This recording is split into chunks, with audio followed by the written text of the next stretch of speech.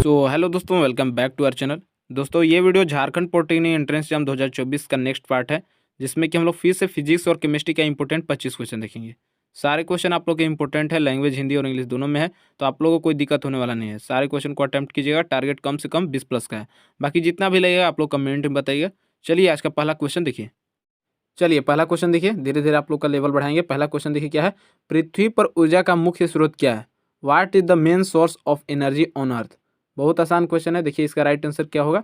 Option देखिए, भूवैज्ञानिक ऊर्जा, जियोलॉजिकल एनर्जी सूर्य यानी कि सन, यांत्रिक ऊर्जा यानी कि मैकेनिकल एनर्जी, और शक्ति संयंत्र यानी कि पावर प्लांट। बताइए क्या है। पृथ्वी पर ऊर्जा का मुख्य स्रोत है, ये है सूर्य, सन। आप लोगों को पता होगा। इसका राइट आंसर क्या हो जाएगा? Second option. बहुत आसान क्वेश्चन था, इसमें तो आप लोग को कुछ बताने की जरूरत नहीं है। बाकी इसी टाइप से आप लोग पूरे 25 क्वेश्चन को अटेम्प्ट करके जाइएगा। अगला क्वेश्चन देखिए क्या है।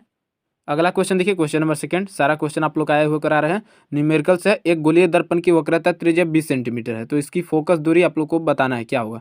बताइए। आप लोग पेन पेपर ले लीजिए, उस पर करके बताइए राइट आंसर इसका क्या होगा। आसान क्वेश्चन है, कोई ज़्यादा टफ क्वेश्चन नहीं है। इतना आप लोग को आना चाहिए। 10th पास जो भी है ना कैंडिडेट, उनको ये जो भी बता रहे हैं उनको ये पता होना चाहिए, क्योंकि अभी ईजी लेवल से आप लोग का स्टार्ट कर रहे हैं। धीरे धीरे आप लोग का लेवल बढ़ाएंगे। बताइए इसका राइट आंसर क्या होगा।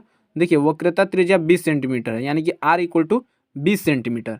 तो आप लोग को इसका फॉर्मूला पता होगा। फोकस दूरी क्या होता है, तो r/2 हो जाता है। एफ इक्वल टू होता है r/2। ये फॉर्मूला आप लोग को पता होगा। लेंस जो आप लोग लाइट चैप्टर पढ़ेंगे ना 10th में, तो उसमें आप लोग को पता होगा एफ इक्वल टू होता है r/2, यानी कि वक्रता त्रिज्या का आधा होता है। जो फोकस होता है वो एफ इक्वल टू r/2 होता है। तो r क्या दिया गया है यहाँ पर? 20 सेंटीमीटर, तो हो जाएगा 20/2। 2 से 20 काटेंगे तो 10 आएगा कि नहीं। तो यहाँ पर देखिए सेकेंड ऑप्शन आप लोग का 10 जो है, 10 सेंटीमीटर इसका राइट आंसर हो जाएगा। समझ गए। किसी को दिक्कत नहीं होना चाहिए। अगर कोई दिक्कत है तो आप लोग कमेंट में बताइएगा। आप लोग फिर से अगला वीडियो में आप लोग को बताने की कोशिश करेंगे। चलिए अगला क्वेश्चन देखिए, इसका राइट आंसर हो जाएगा सेकंड ऑप्शन। अगला क्वेश्चन, क्वेश्चन नंबर थर्ड देखिए क्या है। विद्युत इस्त्री का तापन तत्व ये किससे बना होता है? विद्युत इस्त्री यानी कि electric iron. What is the heating element of electric iron made of? बताइए कि जो इलेक्ट्रिक आयरन होता है ये किस चीज़ से बना होता है? तांबा, निक्रोम, अल्मुनियम या फिर लोहा? किस चीज़ से बना होता है? अगर आप लोग इलेक्ट्रिक आयरन यूज़ किए होंगे घर में, तो उसका जो हीटिंग एलिमेंट है, जो गर्म होता है, वो किस चीज़ से बना होता है? तो ये बना होता है तांबा से नहीं, नाइक्रोम से। नाइक्रोम जो एलिमेंट है ना, इससे बना होता है। राइट आंसर इसका क्या हो जाएगा? Second option. क्वेश्चन नंबर 4 देखिए, फिर से आप लोग का न्यूमेरिकल का क्वेश्चन है। 220 वोल्ट जनरेटर से एक बल्ब जुड़ा हुआ है। धारा 0.5 एम्पियर है, तो बल्ब की शक्ति बताना है आप लोग को, मतलब कि power. A bulb is connected to a 220 volt generator. Section is 0.5 ampere. What is the power of the bulb? आप लोग को बताना है कि पावर इसका क्या होगा। आसान क्वेश्चन है, प्रीवियस ईयर में आया हुआ क्वेश्चन करा रहे हैं। सबसे पहले देखिए क्वेश्चन में जो दिया गया है उसको लिखना है। जैसे कि यहाँ पर दिया गया है V इक्वल टू 220 वोल्ट। सबसे पहले लिखेंगे V equal to 220 volt. I equal to दिया गया है 0.5 एम्पियर, तो इसको भी लिख लेंगे। उसके बाद देखिए हमें निकालना है शक्ति यानी कि पावर। पावर का फॉर्मूला आप लोगों को पता होगा क्या होता है। शक्ति इक्वल टू होता है V इंटू आई। भी यहाँ पर दिया गया है 220 वोल्ट, गुना में 0.5 कर देंगे। 220 गुना 0.5। अब इसको आप लोग मल्टीप्लाई कीजिएगा तो यहाँ पर आएगा 110। अब 110 लिखेंगे। अब यहाँ पर देखिए पावर का जो एसआई यूनिट होता है ये क्या होता है? वाट होता है। राइट आंसर इसका क्या हो जाएगा? फर्स्ट ऑप्शन 110 वाट। समझ गए। अगला क्वेश्चन देखिए। अगला क्वेश्चन है क्वेश्चन नंबर 5। धारा के चुंबकीय प्रभाव की खोज किसने की थी? Who discover the magnetic effect of current? Faraday, Milton, Oersted या फिर थॉमसन? राइट आंसर क्या हो जाएगा? जो 12th पढ़े उनको तो पता होना चाहिए इसका राइट आंसर। आप लोग का एक चैप्टर था धारा के चुंबकीय प्रभाव, magnetic effect of current. Right answer क्या हो जाएगा? धारा के चुंबकीय प्रभाव की खोज कौन किए हैं? तो ये किए थे ऑस्टेड जो वैज्ञानिक थे। राइट आंसर क्या हो जाएगा? Third option. याद रखिएगा, आप लोग आए हुए क्वेश्चन करा रहे हैं। अगला क्वेश्चन देखिए, क्वेश्चन नंबर 6। क्वेश्चन नंबर 6, निम्नलिखित में से कौन सी मात्रा जड़त्व का माप है? Which of the following is the measure of inertia? Inertia को मापता है कौन सा? वेग, वेलोसिटी, त्वरण एक्सेलरेशन, द्रव्यमान मास, और भार वेट। राइट आंसर क्या हो जाएगा इसका? जड़त्व को मापता है द्रव्यमान मास। राइट आंसर इसका हो जाएगा थर्ड ऑप्शन। अगला क्वेश्चन देखिए। सारा क्वेश्चन जल्दी जल्दी करा रहे हैं। क्वेश्चन नंबर 7 देखिए। प्रतिरोधकता का एसआई मात्रक क्या होता है? प्रतिरोधकता यानी कि resistivity. SI unit of resistivities. Right answer क्या होगा? ओम होगा। ओम प्रति मीटर, ओम मीटर या फिर प्रति ओम प्रति मीटर। राइट आंसर क्या हो जाएगा? कंफ्यूज मत होइएगा, इसको अच्छे से याद कीजिए। कई बार आए हुए क्वेश्चन करा रहे हैं। प्रतिरोधकता यानी कि रजिस्टिविटी जो होता है, इसका एसआई यूनिट होता है ओम मीटर। ओम मीटर देखिए यहाँ पर थर्ड ऑप्शन देखिए, ओम और मीटर। राइट आंसर इसका इस टाइप से भी आप लोग का दे सकता है। इस टाइप से भी अगर ऑप्शन कहीं पर दे रहा है ना, ओम मीटर, तो आप लोग को लगा देना है टिक। सही आप लोग का हो जाएगा, राइट आंसर इसका हो जाएगा थर्ड ऑप्शन। अगला क्वेश्चन देखिए, क्वेश्चन नंबर 8, परिपथ का कुल प्रतिरोध बताना है। What is the total resistance of the circuit. ये जो आप सर्किट देख रहे हैं यहाँ पर, जो फिगर आप लोग को दिख रहा है, इसमें आप लोग करके बताइए टोटल रेजिस्टेंस क्या होगा, कुल प्रतिरोध निकाल कर बताइए। तो देखते हैं क्या आता है आप लोग का, कीजिए। चलिए ध्यान दीजिए इसको कैसे करना होता है। अगर आप लोगों को कहीं पे भी ऐसा फिगर आप लोग को मिल जाता है और बताया जाता है टोटल रेजिस्टेंस निकालने के लिए, तो आप लोगों को किस टाइप से निकालना होता है। देखिए यहाँ पर फिगर में जो आप लोग देख रहे हैं, यहाँ पर ध्यान दीजिए, R2, R3 और R4, ये जो आप लोग को दिख रहा है रेजिस्टेंस, ये आप लोग का एक सीध में है, यानी कि पैरेलल में लगा हुआ है। पैरेलल यानी कि 500 क्रम। जो हिंदी मीडियम है उनको थोड़ा दिक्कत हो सकता है। ये जो आप लोग का दिख रहा है R2, R3, R4, ये पैरेलल लगा हुआ है, 500 क्रम में लगा हुआ है। जो R1 रेजिस्टेंस है 86 ओम, ये आप लोग को जो दिख रहा है, ये आप लोग का सीरीज में है। सबसे पहले पैरेलल निकालने के लिए आप लोग को फॉर्मूला पता होगा, 1/में RP इक्वल टू क्या होता है, 1/में R1 plus 1/में R2 plus 1/में R3। ये आप लोग को 10th में ही पढ़ना है, आप लोग को पता होगा। सीरीज निकालने के लिए क्या करते हैं, डायरेक्ट जोड़ते हैं R1 plus R2 plus R3, इस टाइप से। तो आप लोग को सबसे पहले पैरेलल निकालना है, यानी कि यहाँ पर पैरेलल में निकालेंगे तो 1/में R2 plus 1/में R3 plus 1/में R4। ये जो आप लोग को रेजिस्टेंस दिख रहा है 1/में 80 ओम, 1/में 60 और 1/में 80, इसको हम कैलकुलेट करेंगे और पहले इसका मान निकालेंगे। कितना आएगा देखिए आप लोग करके, 1/में 80 प्लस 1/में 60 प्लस 1/में 80, इसको निकालिए कितना आएगा। डायरेक्ट इसका 20 से हम एलसीएम लेंगे यहाँ पर, तो यहाँ पर हो जाएगा 20 दूना 40, 20 तेईस 60, 20 चौका 80, 4, 20 तेईस 60 और 4, फिर से 20 चौका 80, 20 गुना 4 गुना 3 करेंगे, 20 चौका 80 गुना 3, यानी कि कितना आएगा 80 गुना 3, तो 8 त्रिका 24, 240, तो इसका एलसीएम हो जाएगा 240। ध्यान से समझिएगा, 240 लिखेंगे, 80 से 240 करेंगे तो कितना बार में आएगा, 8 त्रिकी 24 यानी कि 3। इसी टाइप से 60 का करेंगे तो कितना आएगा, 6 चौका 24, समझ रहे हैं। तो यहाँ पर आ जाएगा 3 प्लस 4 प्लस फिर से 3, यानी कि 4 3 7 और 8 9 10, 10/में यहाँ पर आ जाएगा 240, 10/में 240, यानी कि 0 से 0 काटेंगे तो आ जाएगा सिर्फ 24। 24 को जोड़ेंगे यहाँ पर अब सीरीज में डायरेक्ट। ये तो पैरेलल आपका जो पैरेलल मान था ये तो आप लोग का निकल गया, 24 आ गया। अब हम सीरीज में निकालेंगे तो यहाँ पर आएगा 86 और प्लस में 24। जब 86 और 24 ऐड कीजिएगा तो आप लोग का कितना आएगा, 110। 110 कहाँ पे है देखिए यहाँ पर, 110 ओम। जो रेजिस्टेंस का ऐसा यूनिट होता है ओम होता है। राइट आंसर हो जाएगा इसका 4 ऑप्शन। समझ गए। फिर से एक बार देखिए और इसको अच्छे से समझिए किस टाइप से आप निकाले हैं, ये अच्छे से आप लोग समझ लीजिएगा। इसका राइट आंसर हो जाएगा 4 ऑप्शन। इसका जो टोटल रेजिस्टेंस होगा 110 ओम होगा। अगला क्वेश्चन देखिए, question number 9। Next question, question number 9, इनमें से कौन सा एक जीवाश्म ईंधन है। जीवाश्म ईंधन यानी कि fossil fuels. Which of the following is a fossil fuel, alcohol, कोयला, बायोगैस या लकड़ी। राइट आंसर क्या हो जाएगा, जीवाश्म ईंधन यानी कि फॉसिल फ्यूल, ये है कोयला। कोल जो होता है ना कोयला, ये बहुत दिनों से जीवों के बैक्टीरिया के दबाव से बनता है। राइट आंसर इसका हो जाएगा सेकंड ऑप्शन। अगला क्वेश्चन देखिए, ये क्वेश्चन देखिए, क्वेश्चन नंबर 10। स्वस्थ मानव आंख के दूर और निकट दृष्टि के बिंदु क्रमशः होते हैं। The point of near and for vision of a healthy human I respectively. Right answer क्या होगा, ये क्वेश्चन बहुत बार आता है, आप लोग को इसका आंसर पता होना चाहिए। देखिए आंख का जो सबसे निकट बिंदु होता है, जो सबसे नज़दीक आदमी देख सकता है ना, वो है 25 सेंटीमीटर। एक ह्यूमन आई जो है सबसे नज़दीक 25 सेंटीमीटर देख सकता है, और ज़्यादा से ज़्यादा इन्फिनिटिव अनंत तक देख सकता है। पता होगा अनंत कैसे देख सकता है, ब्रह्मांड का कितना दूर दूर तक देख सकता है आदमी, आप लोगों को पता होगा। तो देखिए इसका राइट आंसर क्या हो जाएगा। पहले क्वेश्चन देखिए क्या बोला गया, आंख का दूर बिंदु, उसके बाद बोला गया निकट बिंदु। तो पहले दूर बिंदु क्या होगा, अनंत, और उसके बाद निकट बिंदु यानी कि नज़दीक, तो कितना देख सकता है 25। तो अनंत और 25 होगा। कितना लोग क्या करेंगे ना जल्दीबाजी में 25 और अनंत कर देंगे, सेकेंड ऑप्शन कर देंगे, यहाँ उनका गलत हो जाएगा। और पता होगा 0.25 निगेटिव मार्किंग भी है, तो एक्स्ट्रा आप लोग का कट जाएगा नंबर। तो आप लोग को सोच समझ के आंसर देना होगा। राइट आंसर इसका हो जाएगा 4 ऑप्शन। बाकी आप लोग बताइएगा ये प्रैक्टिस सेट में आप लोग कितना सही कर पाते हैं। 0.25 निगेटिव मार्किंग भी है, माइनस करके बताइएगा कमेंट में कितना सही कर पा रहे हैं। अगला क्वेश्चन देखिए, अगला क्वेश्चन, क्वेश्चन नंबर 11। गैर धातुओं के ऑक्साइड आमतौर पर होते हैं। गैर धातु यानी कि non metals. Oxide of non metals are generally. Right answer क्या होगा, अम्लीय होते हैं, क्षार, लवण या फिर इनमें से कोई नहीं, एसिड, बेस, सॉल्ट या फिर नॉन ऑफ दिस। आप लोगों को पता होगा, इजी क्वेश्चन है, टेंशन मत लीजिए। एग्जाम से पहले आप लोग को एक वीडियो लाएंगे कैसे आप लोग को एग्जाम देना है, एग्जाम का टेंशन आप मत लीजिए, बस केवल तैयारी करते रहिए। राइट आंसर देखिए नॉन मेटल हो जाएगा, ये होता है अम्लीय यानी कि एसिड। गैर धातु यानी कि नॉन मेटल्स के जो ऑक्साइड होते हैं ये होते हैं अम्लीय। वहीं पे अगर मेटल्स के ऑक्साइड पूछ दिया जाए तो वहाँ पर हो जाएगा क्षार, बेस। राइट आंसर इसका हो जाएगा फर्स्ट ऑप्शन। तो ये भी आप लोग याद रखिएगा। अगला क्वेश्चन देखिए। Next question, question number 12। निम्नलिखित में से कौन सा तत्व उपधातु है? उपधातु यानी कि ना तो मेटल ना तो नॉन मेटल, मेटलोइड जो होते हैं। Which of the following elements? Right answer बताइए क्या होगा। नाइट्रोजन, सल्फर, Ga और As।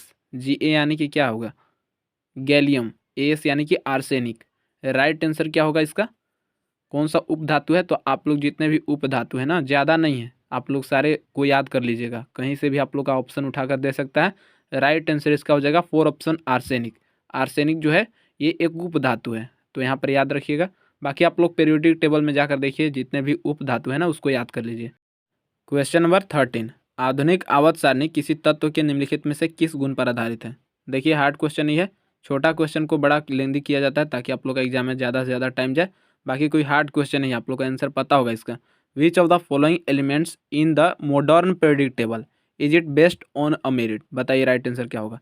देखिए जो मॉडर्न पीरियोडिक टेबल है, आधुनिक आवर्त सारणी, ये किस पर बेस है, किस पर आधारित है, ये पूछना चाह रहा है। क्वेश्चन का आप लोग को पता चल गया होगा। राइट आंसर क्या होगा? जो भी मॉडर्न पीरियोडिक टेबल है ना, ये परमाणु संख्या पर आधारित है, एटॉमिक नंबर पर। आप लोग पढ़े होंगे। राइट आंसर क्या हो जाएगा? 4 ऑप्शन। अगला क्वेश्चन देखिए। Question number 14। वनस्पति तेल से घी बनाने की क्रिया को क्या कहते हैं? The process of making ghee from vegetables oil is called. क्या कहा जाता है? राइट आंसर इसका हो जाएगा हाइड्रोजनीकरण। वनस्पति तेल से घी बनाने की जो प्रक्रिया है, हाइड्रोजनीकरण कहा जाता है। Second option right answer. अगला क्वेश्चन। Question number 15। लोहे पर जस्ते की परत चढ़ाने की प्रक्रिया को क्या कहा जाता है? शायद सभी को पता होगा। The process of coating iron with zinc is called. Right answer क्या होगा? जस्तीकरण यानी कि गैल्वेनाइजेशन। राइट आंसर हो जाएगा फर्स्ट ऑप्शन। लोहे की जस्ते की परत, लोहे पर जो जस्ता की परत होता है, जेड एंड जिंक, उसकी जो परत चढ़ाया जाता है इसको कहा जाता है जस्तीकरण। अगला क्वेश्चन देखिए। क्वेश्चन नंबर 16 है। प्राकृतिक रबर को सल्फर के साथ गर्म करने की प्रक्रिया को क्या कहा जाता है? राइट आंसर देखिए क्या होगा। The process of heating natural rubbers with sulphur is called. इसको क्या कहा जाएगा? ऑप्शन देखिए, बताइए। देखिए प्राकृतिक रबर को सल्फर के साथ गर्म करने की प्रक्रिया को वल्कनीकरण कहा जाता है। वल्कनीकरण यानी कि वल्कनाइजेशन। राइट आंसर हो जाएगा 4 ऑप्शन। आप लोग को पता होगा। अगला क्वेश्चन देखिए। Question number 17। रेडियोधर्मिता की खोज किसके द्वारा की गई? By whom was radioactivity discovered? Henri Becquerel, Rutherford, J Thomson या फिर मैडम क्यूरी? राइट आंसर क्या हो जाएगा? रेडियोधर्मिता यानी कि रेडियो एक्टिविटी, इसकी जो खोज किए थे ये किए थे हेनरी बैक्वेरल। राइट आंसर इसका हो जाएगा फर्स्ट ऑप्शन। नेक्स्ट क्वेश्चन देखिए। Question number 18। मनुष्य की श्रवण क्षमता कितनी होती है? श्रवण क्षमता यानी कि सुनने की क्षमता। What is the hearing capacity of a human being? कितनी होती है बताइए। 16 से 12,000 हर्ट्ज, 16 से 40,000 हर्ट्ज या फिर 15 से 20,000 हर्ट्ज या फिर 20 से 20,000 हर्ट्ज? कितनी होती है? शायद सभी को पता होगा, 8 क्लास में आप लोग पढ़े होंगे। 20 से 20,000 हर्ट्ज तक होती है। हर्ट्ज क्या होता है? ये आवृत्ति यानी कि फ्रीक्वेंसी का ऐसा यूनिट है। तो इसका राइट आंसर हो जाएगा 4 ऑप्शन। जो मनुष्य की श्रवण क्षमता होता है, सुनने की क्षमता, ये होता है 20 से 20,000 हर्ट्ज। ना तो 20 से नीचे सुन सकता है और ना तो 20,000 हर्ट्ज से ऊपर सुन सकता है। तो राइट आंसर इसका हो जाएगा 4 ऑप्शन। नेक्स्ट क्वेश्चन देखिए। सारे क्वेश्चन आप लोग को जल्दी जल्दी कराने की कोशिश करें। नेक्स्ट क्वेश्चन है क्वेश्चन नंबर 19। हवा में ध्वनि का वेग कितना होता है? What is the speed of sound in air? Air में साउंड की जो स्पीड होती है कितनी होती है? 332 मीटर पर सेकेंड, 232 मीटर पर सेकेंड, 110 मीटर पर सेकेंड या फिर 220 मीटर पर सेकेंड? राइट आंसर हो जाएगा हवा में जो ध्वनि होता है साउंड, इसकी जो स्पीड होती है ये होती है 332 मीटर पर सेकेंड। समझ गए? राइट आंसर हो जाएगा first option. Next question, question number 20। Sound से ही एक और क्वेश्चन है। ध्वनि की गति पर कौन सा कारक प्रभाव नहीं डालता है? Which factor does not affect the speed of sound? Option देखिए, बताइए। देखिए जो ध्वनि होता है साउंड, इस पर देखिए माध्यम की आर्द्रता में परिवर्तन। आर्द्रता यानी कि ह्यूमिडिटी। माध्यम में जो आर्द्रता होता है, ह्यूमिडिटी, ये जो है साउंड पर प्रभाव डालता है, इफेक्ट होता है इससे। जो आर्द्रता होता है ना, ये कम ज़्यादा होगा तो इसके साउंड पर भी इफेक्ट पड़ेगा। माध्यम के तापमान में परिवर्तन, अगर माध्यम में जो तापमान है, टेम्परेचर, वो भी अगर कम ज़्यादा होता है तो उससे भी जो साउंड है ये भी, इस पर भी इफेक्ट पड़ता है, वो भी कम ज़्यादा हो सकता है। यहाँ पर देखिए माध्यम के दबाव में परिवर्तन। दबाव क्या होता है? प्रेशर। अगर कहीं पे प्रेशर है तो इससे ध्वनि से कोई लेना देना नहीं है, साउंड इससे कोई इस पर इफेक्ट ही नहीं पड़ेगा। राइट आंसर क्या हो जाएगा, मतलब कि दबाव से, प्रेशर से इसको कोई लेना देना नहीं है, ध्वनि जो है वही रहेगा। राइट आंसर हो जाएगा इसका थर्ड ऑप्शन। अगर कहीं पे प्रेशर आ रहा है, change in pressure of medium, तो इससे कोई इसको लेना देना नहीं है, कोई परिवर्तन नहीं होगा ध्वनि में। तो राइट आंसर हो जाएगा थर्ड ऑप्शन। अगला क्वेश्चन देखिए, क्वेश्चन नंबर 21। अभी और 5 क्वेश्चन है, देखा जाइएगा। क्वेश्चन नंबर 21 है, समुद्र में पानी का नीला रंग ये किसके कारण होता है। देखिए यहाँ पर क्वेश्चन चेंज हो गया है, एक होता है आसमान का नीला रंग किसके कारण होता है, सेम वही क्वेश्चन आप लोग का यहाँ पर आ गया है फंसाने के लिए। What is the cause of blue colour of water in the sea. तो शायद सभी को पता होगा, आकाश का रंग नीला क्यों होता है, समुद्र का रंग, पानी का रंग नीला क्यों होता है, या फिर सुबह के टाइम पर सूर्य लाल क्यों दिखाई देता है। ये सबका कारण एक है, यह है प्रकाश का प्रकीर्णन।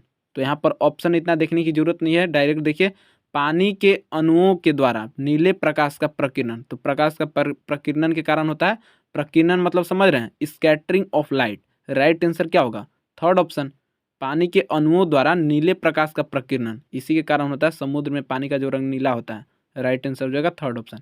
नेक्स्ट क्वेश्चन देखिए, क्वेश्चन नंबर 22, वाहनों की हेडलाइट में उपयोग किए जाने वाले दर्पण का प्रकार। Type of mirror used in headlights of vehicles. कौन सा दर्पण यूज किया जाता है, ये किया जाता है अवतल दर्पण। राइट आंसर क्या हो जाएगा, सेकेंड ऑप्शन। क्वेश्चन नंबर 23, आँख का विशिष्ट रंग किसके कारण होता है। What is the specific colour of the I, cornea, retina, पुतली या फिर आइरिस। राइट आंसर क्या होगा, आँख से भी हम लोग किसी भी चीज़ को देखते हैं कलर, तो ये किस चीज़ से देख पाते हैं, कौन सा चीज़ है इसमें जो हेल्प करता है। एक ऐसे भी आप लोग का क्वेश्चन आ सकता है कि आँख के रंगीन भाग को क्या कहा जाता है। तो इसका राइट आंसर हो जाएगा फोर ऑप्शन, आइरिस। समझ गए। अगला क्वेश्चन देखिए, लास्ट 2 क्वेश्चन है, देकर जाइएगा। क्वेश्चन नंबर 24, दूरदृष्टि दोष को सुधारने हेतु किस प्रकार के लेंस का प्रयोग किया जाता है। कई सारे ऐसे कैंडिडेट हैं जो आसान क्वेश्चन को एग्जाम में गलत कर देते हैं, याद रखिएगा। जो दूरदृष्टि दोष होता है इसमें यूज किया जाता है उत्तल लेंस। राइट आंसर इसका हो जाएगा फर्स्ट ऑप्शन। वहीं अगर निकट दृष्टि दोष रहेगा तो उसमें किया जाएगा अवतल लेंस। तो आप लोग कन्फ्यूज मत होइएगा, दूरदृष्टि दोष के लिए उत्तल लेंस का यूज किया जाता है। तो यहाँ पर जो क्वेश्चन पूछा गया ना, इसका राइट आंसर हो जाएगा फर्स्ट ऑप्शन। अगला क्वेश्चन देखिए, लास्ट क्वेश्चन है, क्वेश्चन नंबर 25।